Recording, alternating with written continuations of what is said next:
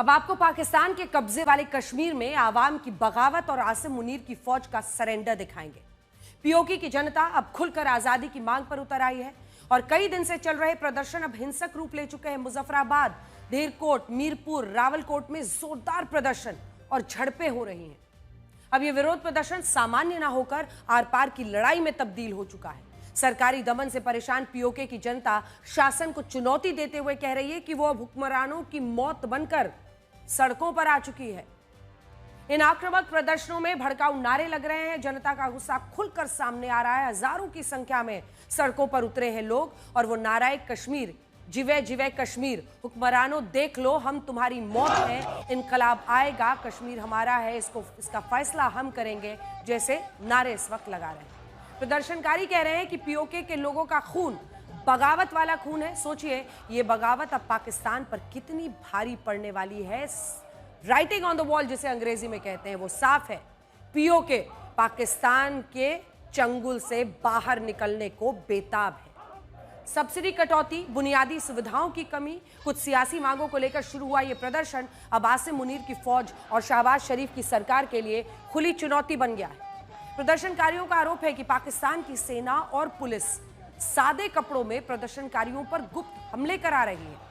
नाराज प्रदर्शनकारी पीओके की राजधानी मुजफ्फराबाद की तरफ मार्च करते हुए पहुंच रहे हैं। प्रदर्शनकारियों को रोकने के लिए पुल पर बड़े बड़े कंटेनर्स रखे गए जिसे गुस्साई भीड़ ने नदी में ही फेंक दिया। अब आपको इन प्रदर्शनों के पीछे की कहानी आसान भाषा में समझाते हैं।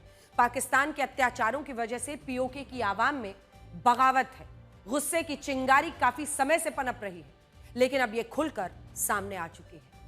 सीमित स्तर पर होने वाले प्रदर्शन 29 सितंबर को काफी ज्यादा भड़क गए, जब मुजफ्फराबाद हो और दूसरे जिलों में हजारों लोग सड़कों पर उतर आए। ये देखिए ड्रोन की तस्वीरें। इस दिन मुजफ्फराबाद में सुरक्षा बलों ने प्रदर्शनकारियों पर फायरिंग की, जिसमें कई लोगों की मौत हो गई। प्रदर्शनकारियों ने बाजार, ट्रांसपोर्ट सब ठप कर दिया। लोगों को काबू में करने के लिए पाकिस्तानी सरकार ने इंटरनेट बंद किया और लोगों पर सख्ती शुरू की। 30 सितंबर को प्रदर्शनकारी और ज्यादा उग्र हो गए और पुलिसकर्मियों को बंधक बना लिया और उनकी परेड भी वहां पर कराई गई। आप समझ सकते हैं परिस्थितियां कैसे पाकिस्तान के हाथ से निकल रही हैं। प्रदर्शनकारियों ने बंधक बनाए गए सुरक्षा बलों का इस्तेमाल ढाल की तरह करना शुरू किया, जिससे पाकिस्तान के सुरक्षा बल सीधी कार्रवाई कर ही ना पाए।